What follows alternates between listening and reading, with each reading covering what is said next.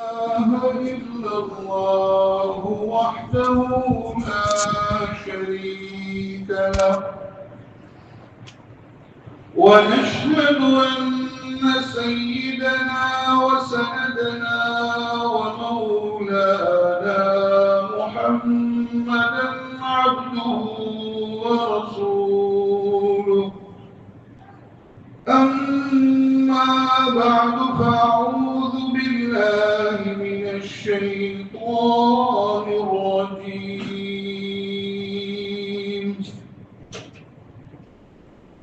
بسم الله الرحمن الرحيم. ألهاكم التكاثر حتى زرتم المقابر كلا سوف تعلمون ثم كلا سوف تعلمون كلا لو تعلمون علم اليقين لترون الجحيم ثم لترونها عين اليقين ثم لتسألن يومئذ عن النعيم. سبحان ربك رب العزة عما يصفون وسلام على المرسلين والحمد لله رب العالمين. إن الله وملائكته يصلون على النبي يا أيها الذين آمنوا صلوا عليه وسلموا تسليما. بلغ العلا بكماله كشف الدجى بجماله حسنت جميع خصاله. صلوا عليه وآله. اللهم صل على محمد وعلى آل محمد وبارك وسلم عليه تسليما كثيرا كثيرا. جزا الله عنا محمدا صلى الله عليه وسلم ما هو أهله. محترم बुजुर्गों और दीनी भाइयों, मैंने आप हजरात के सामने कुरान करीम की एक मुख्तसर सूरत पढ़ी है। ये सूरत है मुख्तसर, जितनी भी सूरतें कुरान करीम में छोटी छोटी है उसमें मज़ामीन अल्लाह रब्बुल इज्जत ने बड़े अहम बयान फरमाए।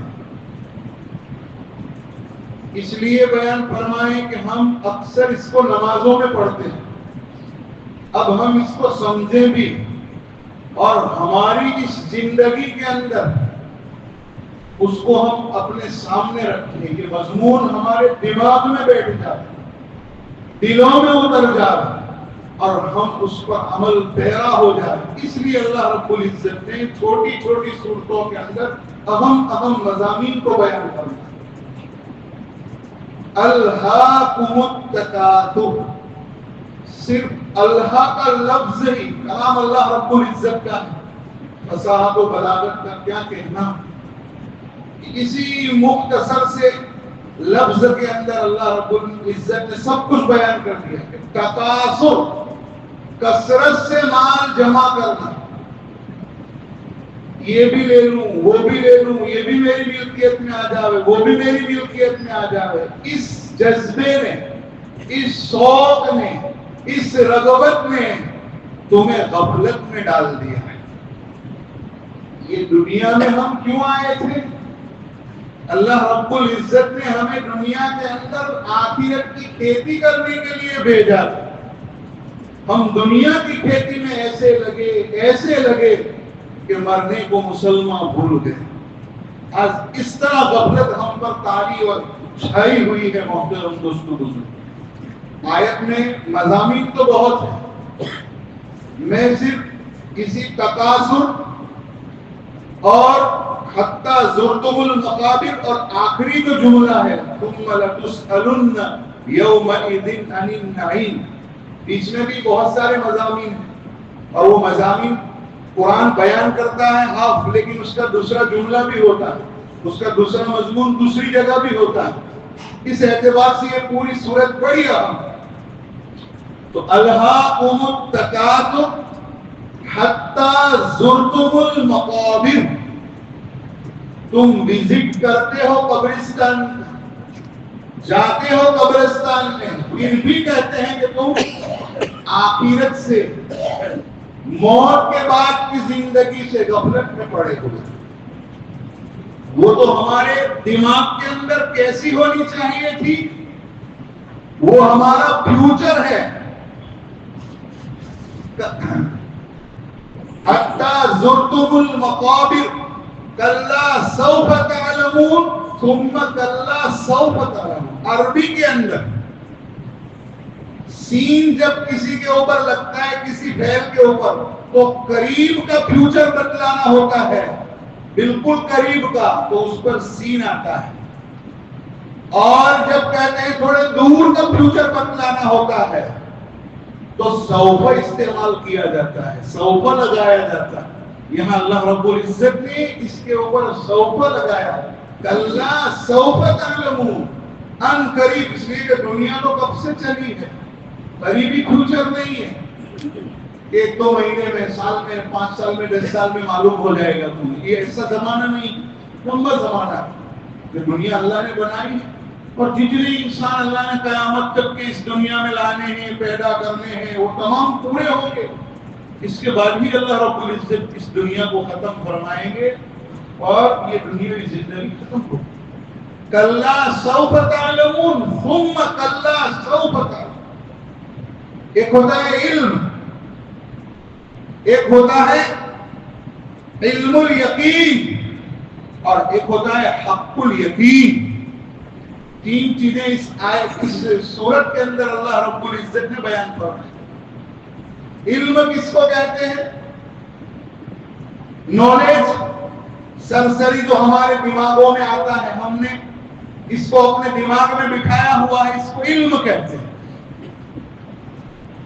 لیکن یہ علم نفوس سے ہٹ کر نفوس میں اتر جاوے، دل ماننے پر مجبور ہو جاوے، دل مان لے، دل پر لگ جاوے، اس کو کیا کہتے ہیں؟ عین الیقین۔ حضرت ابراہیم علیہ السلام کا قصہ اللہ رب العزت نے قرآن میں بیان فرمایا، احیاء موتا کے متعلق، جلیل القدر پیغمبر، جد الانبیاء، اور وہ کہہ رہے ہیں اللہ تیری جو صفت ہے احیاء موتا کی کہ تم مردہ انسان ہو جائے گا، مرنے کے بعد دوبارہ کیسے زندہ کرے گا؟ ذرا وہ تیری طاقت اور قدرت دکھلا۔ تو اللہ رب العزت نے سوال کیا، ابراہیم ایمان نہیں ہے کیا؟ میری صفت پر تیرا ایمان نہیں ہے؟ قال اولم تؤمن قال بلا ولکن لیطمئن قلبی، میں اپنی آنکھوں سے دیکھ لوں وہ منظر اور میرے دل کو اطمینان نصیب ہو جائے۔ جب دل میں اطمینان ہو جائے، جب دل مان لے، اسلام مذہب ہے، ساری دنیا جانتی ہے، ساری دنیا کو اس کا اعتراف ہے کہ اس سے سچا مذہب کوئی نہیں ہو سکتا۔ ہمارے ملک کے جتنے بھی بڑے ہیں سب جانتے ہیں لیکن دل سے مانتے نہیں. اگر دل سے مان لے کسی کا نام ایمان ہے محترم دوستو بزرگوں. باقی دنیا جانتی ہے, بتلانے کی ضرورت نہیں ہے, اسلام کی تعلیمات ایسی. لیکن دل سے جو مانے اسی کو مومن کہتے ہیں. حضرت ابراہیم علیہ السلام کا ایمان تو ہے, لیکن میں کیا چاہتا ہوں, عین الیقین اور حق الیقین کہتے چاہتا ہوں. آخرت کی زندگی کا حق الیقین اس دنیا میں ہو نہیں سکتا. آپ کہیں کہ بھئی قبر میں عذاب ہو رہا ہے, قبر میں نعمتیں مل رہی ہیں, آپ ذرا دکھلاؤ. محترم دوستو بزرگوں, یہ ہو نہیں سکتا ہے. کوئی قبرستان میں جائے قبر کھول کے بتلاوے, ایسا ہو نہیں سکتا. اگر قبر کھول کے پتا چل جاتا ہے اس کا, تو پھر یہ ایمان نہیں رہتا, ایمان بالغیب نہیں رہتا, ایمان بالمشاہدہ ہو گیا. حدیثوں میں آتا ہے جب مومن اذا اقبر المیت, میت کو جب قبر میں کہتے ہیں پہنچایا جاتا ہے, اور پھر گرج لے کر جب بندہ بوڑھا ہوتا ہے, 3 سوالات پوچھے جاتے ہیں. یہ 3 سوالات کون سے ہیں؟ سمجھنے کے لیے یوں سمجھو, دنیا ایک گھر ہے, دنیا ایک دار ہے, اور آخرت دوسرا گھر ہے. کوئی طالب علم ایک مدرسے سے دوسرے مدرسے میں جاتا ہے تو وہاں ایڈمیشن ایگزام ہوتا ہے, داخلہ امتحان ہوتا ہے. اس دنیا سے اس دنیا جانا ہے, وہاں کہتے ہیں کہ 3 سوالات ہوں گے, داخلہ امتحان ہوگا, اس کہتے ہیں آخرت میں جانے. یہاں تو امتحان آسان ہوتا ہے, ایک دارالعلوم سے دوسرے دارالعلوم جانا ہو, 5 سوالات پوچھے جاتے ہیں. دارالعلوم دیوبند پڑھنے جانا ہو, ہر کتاب کے 5 سوال آئیں گے, 5 میں سے 3 لکھنا ہے. آسان امتحان اسی کو کہتے ہیں. اور 5 میں سے 5 کے جواب دینا اور صحیح دینا وہ مشکل ہے. یہاں 3 سوالات ہیں اور تینوں کے جوابات دینے ہیں. قبر کا امتحان جو ہوگا, آخرت کا جو سفر شروع ہوگا وہیں سے شروع ہوگا, اور وہاں یہ داخلہ امتحان ہوگا. اس 3 سوالات کے جواب کہتے ہیں مومن ہی دے سکے, باقی منافق کافر کہتے ہیں ہاں ہاں کریں. اور پھر اس کو گرج مارا جائے گا تو کہتے ہیں یہ جو عذاب ہو رہا ہے ساری مخلوق جانتی ہے سوائے جنات اور انسان, کیونکہ اللہ رب العزت نے مکلف بھی نہیں کو بنایا اور ان سے پردہ کر دیا کہ اگر ان کو معلوم ہو جائے. حضور صلی اللہ علیہ وسلم نے آپ پر تو منکشف ہوتے تھے احوال قبور, صحابہ کرام کو بتلایا کہ اگر قبروں میں کیا ہو رہا ہے میں تمہیں دکھلا دوں تو تم قبروں میں مردوں کو دفنا نہ چھوڑ دو. اس قدر کہتے ہیں خطرناک احوال ہے.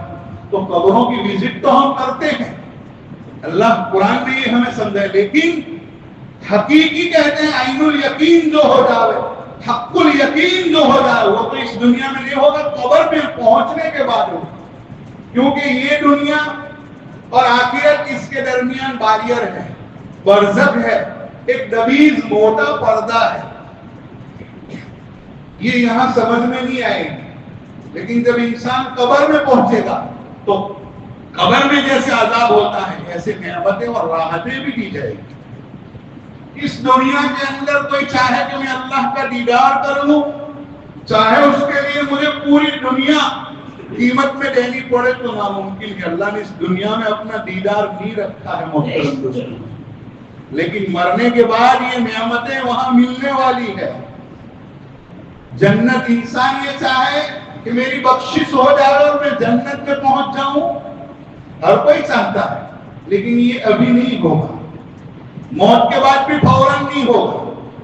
موت کے بعد کی جو لائف ہے, جو زندگی ہے, اس میں بھی محترم دوستو بزرگوں وہ نہیں ہوگا. وہاں نعمتیں ملے گی, جنت کی کھڑکی کھل جائے گی, راحتیں ہوگی, اور فرشتے کہتے ہیں کہ بالکل نورانی بلب جلا دیں گے, روشنی کر دیں گے. یہ سب ہوگا, اس لیے کہ انسان تنہائی میں ہو تو رنجت ہوتی ہے. اور ہم یہ سمجھتے ہیں اس دنیا کے اندر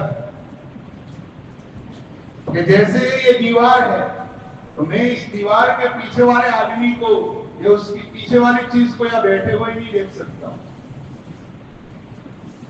قبر میں جب پہنچ جائیں گے تو وہاں پہاڑ آڑ وغیرہ کچھ نہیں ہوگا. جب انسان پہنچے گا جناب نبی کریم صلی اللہ علیہ وسلم کو بتلایا جائے گا آپ اپنی جگہ پر اپنی جنت میں آرام فرما رہے ہیں روضے کے اندر. یہ سارے پردے وہاں نہیں ہوں گے, وہاں سے ڈائریکٹ جو بھی مرتا ہے اس کو حضور کی کہتے ہیں کہ اس کا دیدار کروایا جاتا ہے. جناب نبی کریم صلی اللہ علیہ وسلم پوچھا کرتے ہیں اس شخصیت کے بارے میں, اس بزرگ ہستی کے بارے میں تیرا کیا تھا؟ اگر ایمان والا ہوگا تو کہیں گے کہ میرے آخری پیغمبر ہے, میرے رسول ہے, جو ہماری طرف کہتے ہیں اللہ نے آخری پیغمبر بھیجے جناب محمد رسول اللہ صلی اللہ علیہ وسلم. لیکن اس سے پہلے میرے نوجوانوں اور میرے بزرگوں, ذرا ہم سوچیں.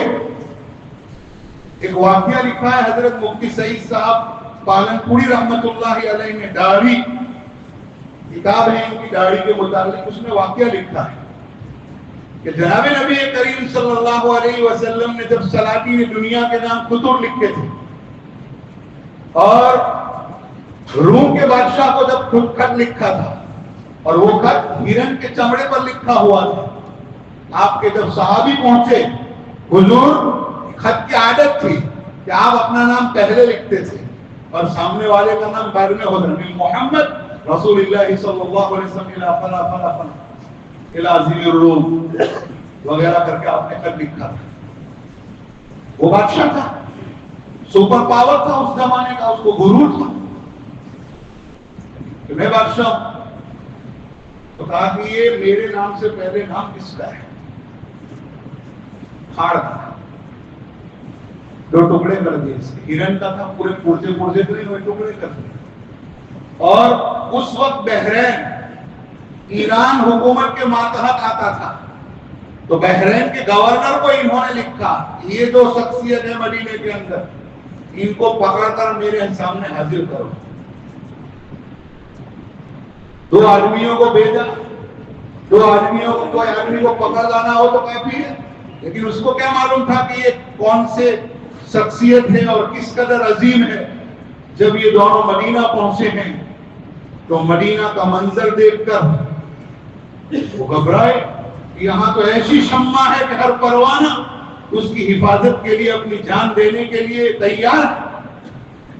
بہرحال بادشاہ کا حکم تھا, ان کو جانا تھا حضور صلی اللہ علیہ وسلم کے پاس کے گئے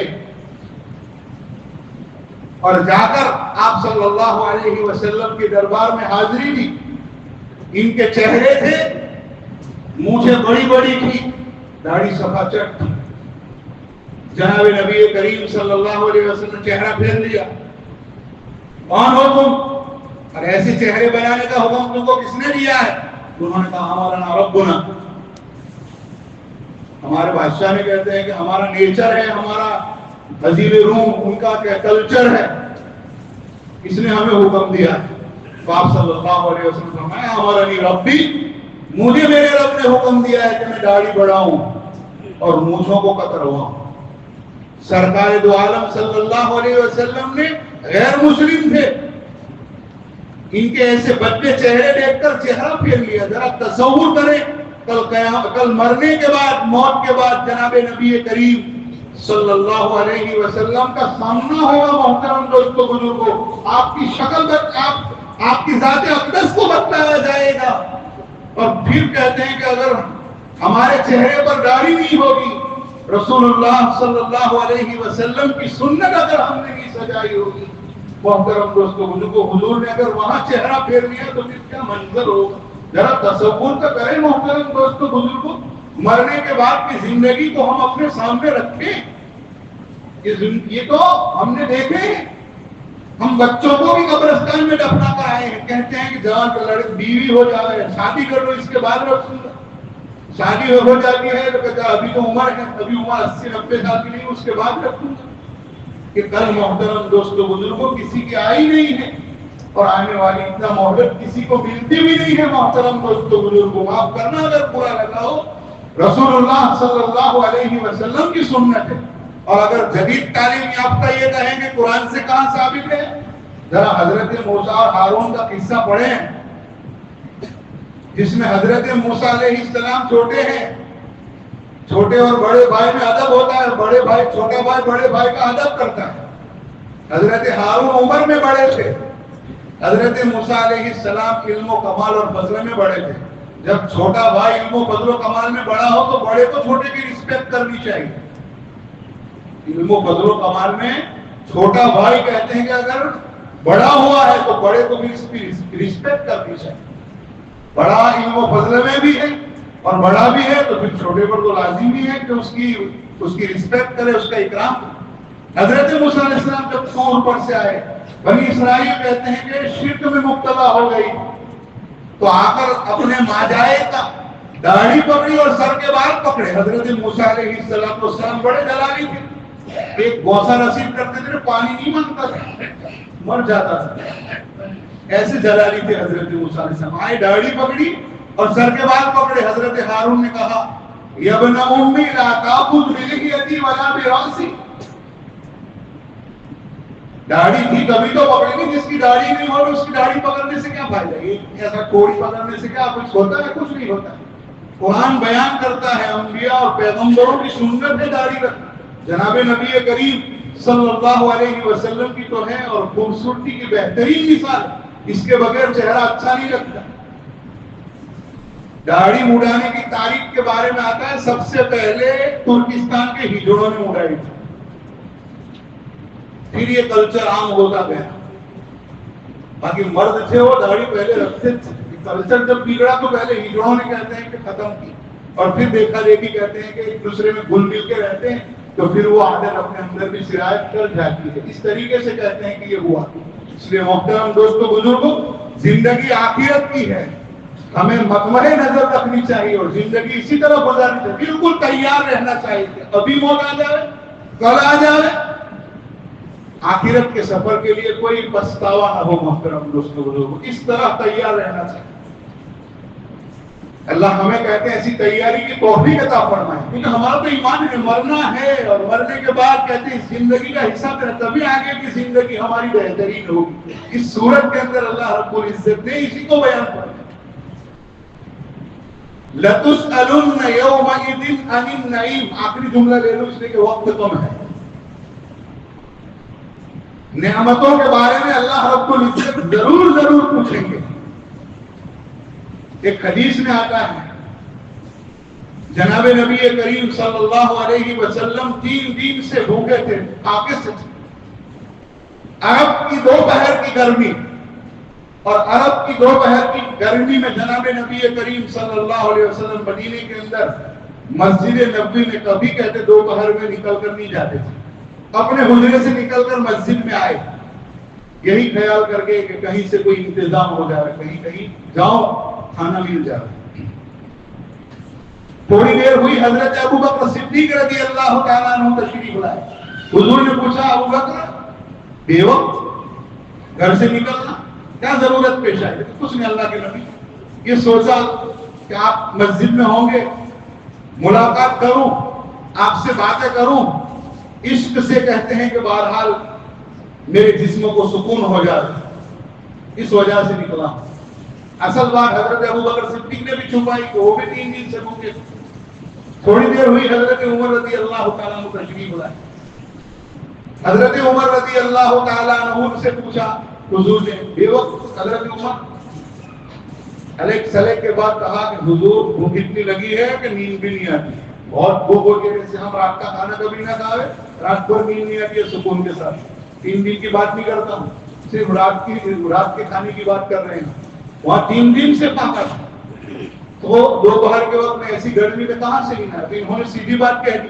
حضرت ابو بکر اب کھلے اور کہنے لگے حضور میرا بھی یہی حال ہے، میں بھی 3 دن سے بھوکا ہوں اور اسی لیے نکلا تھا۔ چلو، جب کسی آدمی کے ساتھ کسی کو بے تعلقی ہوتی ہے تو بے دھڑک اس کے گھر پہنچ جاتا ہے بغیر اطلاع کے۔ جناب نبی کریم صلی اللہ علیہ وسلم کو حضرت ابو الہیثم رضی اللہ تعالیٰ عنہ انصاری صحابی تھے، باغ والے تھے، بڑی بے تکلفی تھی، حضور پہنچ جاتے تھے۔ آپ صلی اللہ علیہ وسلم ان کے باغ میں پہنچے، تینوں کو دونوں اپنے ساتھی کو لے کر گئے۔ عرب کی اس زمانے میں عادت تھی کہ جب کھجوریں پک جاتی تھی تو کھجوروں کو اس کی رکھوالی کرنی پڑتی ہے، چڑیا وغیرہ نہ بگاڑے، اگر بگڑا ہے دانا کوئی نیچے گرا ہے تو اس کی بھی قدر کر لے اس وغیرہ، تو اپنی فیملی سمیت وہاں منتقل ہو جاتے تھے، چھوٹی سی جھونپڑی بنا کر اس میں رہتے تھے، بکریاں وغیرہ ہوتی ہے وہ بھی لے جاتے تھے، کھانا پینا وہیں سے ہو جائے۔ حضور گئے، حضرت ابو الہیثم نہیں تھے، ان کی بیوی نے جواب دیا، وہ پانی لینے باہر گئے۔ حضور صلی اللہ علیہ وسلم کھجور کے سائے میں آپ اور اپنے دونوں اصحاب بیٹھے، تھوڑی دیر کے بعد حضرت ابو الہیثم رضی اللہ تعالیٰ تشریف لائے۔ جیسے دیکھا انہوں نے نظر پڑی کہ حضور صلی اللہ علیہ وسلم تشریف فرمائے، بھاگتے ہوئے گئے اور جناب نبی کریم صلی اللہ علیہ وسلم سے چمٹ گئے۔ کیوں؟ یہ ایسی دولت ہے کہ بلائے بھی کہتے ہیں ہمیں نہیں میسر ہوتی، آج تو بھی بلائے جناب نبی کریم، سر آپ کے پاس وقت ہی کہاں تھا ایسا کہ آپ ہر ایک کے گھر کہتے ہیں دعوت دے پھر بھی نہیں جاتے، آپ میرے گھر کہتے ہیں کہ آپ تشریف لائے ہیں، اس وجہ سے کہتے ہیں حضور صلی اللہ علیہ وسلم کو دیکھتے ہی چمٹ پڑے۔ پھر تھوڑے سے ہٹے اور اسی کہتے ہیں محبت کے اندر کھجور پر چڑھے اور وہاں سے کوشہ توڑ کر لائے اور کوشہ حضور صلی اللہ علیہ وسلم کے سامنے رکھ دیا، پانی بھی رکھا۔ اس کوشے کے اندر کچھ پکی ہوئی کھجوریں تھی، کچھ کچری تھا، نیم پکی ہوئی تھی۔ جناب نبی کریم صلی اللہ علیہ وسلم نے سوال کیا، ابو الہیثم پکی پکی توڑ کر لاتے ہیں، کچی وہیں چھوڑاتے، کچری جو ہے اس کو چھوڑ دیتے، پک جاتی۔ ان صحابی نے کہا جناب نبی کریم صلی اللہ علیہ وسلم لوگوں کے مزاج مختلف ہوتے ہیں، کسی کو پکی پسند ہوتی ہے، کسی کو پکا آم پسند ہوتا ہے، کسی کو کچا آم پسند ہوتا ہے، نمک لگا کر بہترین کہتے کر کے کھاتے ہیں۔ تو اس میں جناب نبی کریم صلی اللہ علیہ وسلم نے بہترین اور شاندار جواب دیا۔ پھر آپ صلی اللہ علیہ وسلم نوش فرما رہے تھے اپنے اصحاب کے ساتھ، وہ تھوڑے سے لب کے اور گئے۔ حضور صلی اللہ علیہ وسلم سمجھ گئے کہ اب گوشت وغیرہ پکا کر لائیں گے، تو آپ صلی اللہ علیہ وسلم نے ان کو جاتے ہوئے آواز دی، ابو الہیثم بکری کاٹو تو دودھ والی مت کاٹنا، بغیر دودھ کی جو بکری ہو، دودھ نہ دیتی ہو، ایسی بکری کاٹ کر کہتے ہیں گوشت بنا کر لانا، اس لیے کہ وہ خراب، دو نقصان ہو، دودھ بھی بند ہو جائے گا، ہمیں ضرورت صرف گوشت کی ہے، بھوک کی ہے۔ یہ تین چیزیں جناب نبی کریم صلی اللہ علیہ وسلم نے اتنا کھایا اور کھا کر پھر حضرت ابو بکر اور حضرت عمر رضی اللہ تعالیٰ عنہ سے کہا، ذل بارد ماء بارد، ٹھنڈا پانی، ٹھنڈا سایہ، اور یہ جو گوشت اور روٹی اللہ رب العزت نے دی ہے یہ بھی نعمتیں ہیں، لَتُسْأَلُنَّ يَوْمَئِذٍ عَنِ النَّعِيمِ، ان نعمتوں کے بارے میں ضرور پوچھا جائے۔ اللہ رب العزت نے نعمت کی شکر گزاری کے لیے اعلیٰ قسم کے کہتے ہیں کہ جو نعمتیں اللہ رب العزت نے دی تھی اس کو بھی قرآن کریم میں بیان فرمایا، اور جناب نبی کریم صلی اللہ علیہ وسلم کی احادیث میں ہمیں ایسی کہتے ہیں کہ بہرحال مثالیں ملے گی، ادنا سی نعمتیں ہیں، لیکن حضور اپنے صحابہ کا ذہن کس طرف موڑ رہے ہیں؟ آخرت کی طرف۔ یہ دنیا ہے بے شک بڑی اچھی ہے، اللہ رب العزت قرآن میں فرماتے ہیں اِنَّا جَعَلْنَا مَا عَلَى الْأَرْضِ زِینَةً لَّهَا، دنیا ہے تو بڑی اچھی، فائدہ اٹھانا چاہیے، لیکن اللہ رب العزت نے جس طرح کہا ہے اسی طرح کسی کا مال دبا کر، کسی کو پریشان کر کے، حیران کر کے، نہ حلال کا پتہ نہ حرام کا پتہ، کسی پر ظلم و زیادتی کرتے ہم غصے میں آئے تو یہ کہتے ہیں کہ اللہ رب العزت اس سے ناراض ہوتے ہیں، ناخوش ہوتے ہیں، اللہ اس کو پسند نہیں فرماتا۔ تو اس دنیا کے اندر کہتے رہنا بھی ہے، اس دنیا سے فائدہ اٹھانا بھی ہے، اور آخرت کی زندگی کو کہتے ہیں ہمیں بنانا، آخرت کی زندگی کو ہمیں بنانا ہے۔ محترم دوستو بزرگو، حضرت سلیمان علیہ السلام ان کی جو ایک دعا کی ہے قرآن کریم اگر ہم پڑھیں دھیان سے تو بڑی بہترین دعا حضرت سلیمان علیہ السلام نے اللہ سے مانگی، رب اوزعنی ان اشکر نعمتک التي انعمت علی وان اعمل صالحا ترضاه وادخلنی برحمتک فی عبادک الصالحین۔ پیغمبر کی دعا بڑی جامع دعا ہے محترم دوستو، اور نعمت کے شکرانے کے لیے کیا کہہ رہے ہیں بھئی؟ ہمارا جو وجود ہے، ہمیں اللہ نے جو انسان بنایا، اشرف المخلوقات بنایا اور جناب نبی کریم صلی اللہ علیہ وسلم کا امتی بنایا.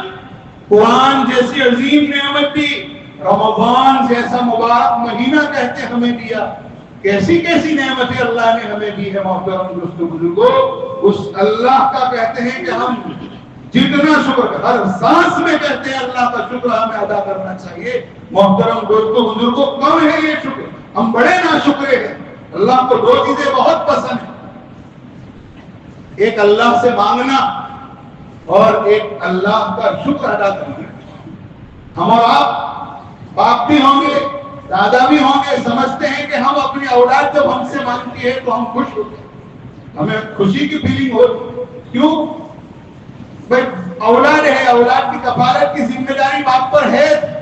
نہیں مانگیں گے تو بھی کہتے ہیں کہ بہرحال باپ دے گا, لیکن باپ کو فیلنگ کیسا ہے گا, کتنا بدماش ہے, ساری کفالت اس کی کرتا ہوں لیکن میری طرف اس کا دھیان ہی نہیں. ایسے اللہ رب العزت نے ہمیں وجود دیا ہے, کھانا بھی دیں گے, پینا بھی دیں گے, سب کچھ اللہ رب العزت دے رہے ہیں اور دیں گے.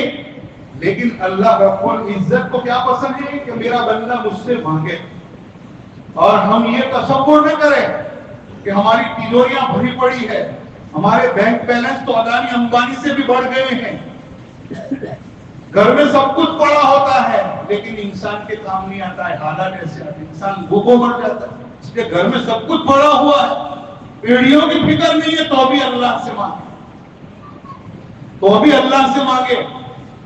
اللہ رب العزت اس سے خوش ہوتے ہیں اور اللہ مزید دیں گے, اور اس کو کہتے ہیں آپ کے لیے فائدہ مند بھی بنائیں گے اور اس سے آپ کو فائدہ بھی دیں گے. حضرت سلیمان کہہ رہے ہیں رب اوزعنی, اے اللہ مجھے شکر کا چسکا لگا دی. حضرت سلیمان کو اللہ نے کیا نہیں دیا تھا, ایسی حکومت دی تھی. قرآن میں ہے حضرت سلیمان نے دعا مانگی, وَهَبْ لِي مُلْكًا لَا يَنبَغِي لِأَحَدٍ مِّن بَعْدِي, اللہ ایسی بادشاہت دے کہ ایسی بادشاہت میرے بعد تو کسی کو نہ دے. اور دی, ہواؤں پر حکومت, چرین پر حکومت, پرند پر حکومت, جناتوں پر حکومت, ساری دنیا کے خزانے جمع تھے. لیکن حضرت سلیمان کو یہ کہا تھا کہ اتنا سب کچھ ہم نے دیا ہے تو اس روئے زمین پر اللہ کے سوا کسی کی عبادت نہ ہو, یہ ذمہ داری آپ کی ہے, ہم آپ کو یہ ذمہ داری دیتے ہیں. اس لیے تو ہدہد جب غائب ہوا, لشکر اتنا تھا, قرآن کیا بیان فرما رہے ہیں, کروڑوں کی تعداد میں لشکر تھا, لشکریوں میں حضرت سلیمان. فَهُمْ يُوزَعُونَ, ہر ایک کا حصہ تقسیم تھا. لشکر اتنا بڑا تھا لیکن پھر بھی کہتے بے نظمی نہیں ہوتی. جیسے آج ہم دنیا میں دیکھ رہے ہیں کہ دنیا بھر کی کہتے ہیں کہ بہرحال ہائی ٹیکنالوجی استعمال کر کے دعویٰ کرے کہ ہم اتنا بڑا میلہ کر رہے ہیں اور یہ کر رہے ہیں, لیکن اللہ اس کو ایسا فیل فرماتے ہیں کہ تاریخ یاد رکھے گی کہ ایسی کبھی فیلنگ ہوئی نہیں. حضرت سلیمان علیہ السلام کے لشکر کے بارے میں, کیونکہ وہ شکر گزار بندے تھے, ایسا انتظام کہ کوئی بد نظمی نہیں, کوئی بد نظمی. فَهُمْ يُوزَعُونَ, قرآن بیان کرتا ہے. جب گزر رہے تھے وادی نمل سے, تو چونٹی نے کہتے ہیں کہ بہرحال اپنے لشکر, اپنی پبلک سے کہا, رعایا سے کہا, جاؤ اپنے اپنے بیلوں میں چلے جاؤ. تو جب یہ سنا حضرت سلیمان نے کہ میری بادشاہت اللہ رب العزت نے مجھے اتنی بڑی دی ہے کہ چونٹیوں تک میں میری بادشاہت کا تذکرہ ہے, اے اللہ, اس وقت حضرت سلیمان, دیکھو شکر کرنے سے تکبر نہیں آتا ہے. بعضوں کو عہدوں کا گھمنڈ ہوتا ہے, وہ تکبر کرتے ہیں, ان کا انجام بھی دیکھنا ہے, تب تو دیکھتا ہے لیکن وہ بھی دیکھنا ہے انشاءاللہ. شکر کرنے سے تکبر نہیں آتا, کیونکہ ہر وقت اس کا ظاہر اللہ کی طرف ہوتی ہے. یہ تو اللہ کا دیا ہوا, میں کیسے ستا سکتا ہوں کسی کو, میں کیسے کسی پر اپنا زور چلا سکتا ہوں. تو حضرت سلیمان نے جب دیکھا کہ میری بادشاہت کا تذکرہ اس قدر ہے تو بے اختیار یہ دعا کر لی, رب اوزعنی ان اشکر نعمتک التی انعمت, اے اللہ تو نے جو نعمتیں مجھ پر کی ہے, اے اللہ مجھے اس کے شکر کی توفیق عطا فرما. چسکا لگا نہیں, صرف توفیق نہیں مانگی, چسکا مانگا, شکر کا چسکا. ہر سانس میں اللہ کا شکر مانگا, ان اشکر نعمتک التی انعمت علی وعلی والدی. ان کے والد بھی بادشاہ تھے, داؤد علیہ السلام, تو ان میں بھی پیغمبری آئی. سب سے بڑی نعمت دنیا میں پیغمبر ہی نہیں، اس سے بڑھ کر کوئی نعمت نہیں. یہ سب نعمتیں کہتے ہیں کہ اللہ رب العزت کی ہے، اور حضرت سلیمان علیہ السلام کے اللہ یہ تیری توفیق سے تو نے ہی دیے، اس پر ہمیں شکر گزاری کی توفیق عطا. پھر آگے حضرت کیا مانگ رہے ہیں؟ وَأَنْ أَعْمَلَ صَالِحًا تَرْضَاهُ. اعمال نیک تو ہوتے ہیں لیکن اللہ کو ناپسند ہوتے ہیں، اللہ اس سے راضی نہیں ہوتا. حضرت عمرو بن العاص صحابی ہے، انہوں نے کہا کہ دن بھر روزے رکھوں گا، رات بھر نمازیں پڑھوں گا. جناب نبی کریم صلی اللہ علیہ وسلم نے بلایا، کیا کر رہے ہو؟ رات بھر نمازیں پڑھتے ہو، سوتے ہی نہیں ہو، اور دن بھر روزے رکھتے ہو. تو آپ صلی اللہ علیہ وسلم نے ان سے فرمایا ان لجسدک علیک، تیرے نفس کا بھی تجھ پر حق ہے، تیرے جسم کا بھی تجھ پر حق ہے، تیرے پیٹ کا بھی تجھ پر حق ہے. کھاؤ، زندگی میں روزے رکھنا چھوڑ دو، جب اللہ کہے تبھی روزے رکھو، اور پھر کھاؤ بھی ہو، طاقتور توانا رہو، اور اللہ کی عبادت اور اللہ کی شکر گزاری کرو. تو عبادتیں اچھی ہوتی ہیں، نیک ہوتی ہے، لیکن اللہ راضی نہیں ہوتا. اس لیے دعا بھی حضرت سلیمان مانگ رہے وَعَمَلَ صَالِحًا تَرْضَاهُ، کہ اللہ ایسے نیک اعمال کی توفیق دے کہ جس سے تو پسند کرتا ہے، جس سے تو راضی ہوتا ہے. پھر اللہ آگے کہہ رہے ہیں وَأَدْخِلْنِي بِرَحْمَتِكَ فِي عِبَادِكَ الصَّالِحِينَ. میری عبادت، میرا شکریہ، میرا یہ سب، میں اتنی ساری یہ دھار مارتا ہوں دنیا میں، یہ سب کام نہیں آئے گا. اللہ تیری رحمت اگر میرے شامل حال نہیں ہوئی تو پھر یہ سب کچھ بیکار. اس لیے کہہ رہے وَأَدْخِلْنِي بِرَحْمَتِكَ فِي عِبَادِكَ الصَّالِحِينَ، کہ اللہ مجھے تیرے نیکوکار بندوں میں شامل فرما دے. نیکوکار بندوں میں اپنی رحمت سے مجھے کہتے ہیں شامل فرما. اللہ ہمیں بھی اپنی رحمت سے اپنے نیک بندوں میں شامل فرما دے. ایمان اور اسلام پر اللہ ہمیں زندہ رکھے، اور ایمان پر کہتے ہیں ہمیں موت نصیب فرمائے. اللہ بڑا بے نیاز ہے. محترم دوستو بزرگوں، اس لیے مانگے، یہ دعائیں ہیں قرآن کی، ایک ایک دعا بڑی جامع ہے. اللہ رب العزت سے کہتے ہیں مانگتے رہیں. لَتُسْأَلُنَّ يَوْمَئِذٍ عَنِ النَّعِيمِ لَتَرَوُنَّ الْجَحِيمَ.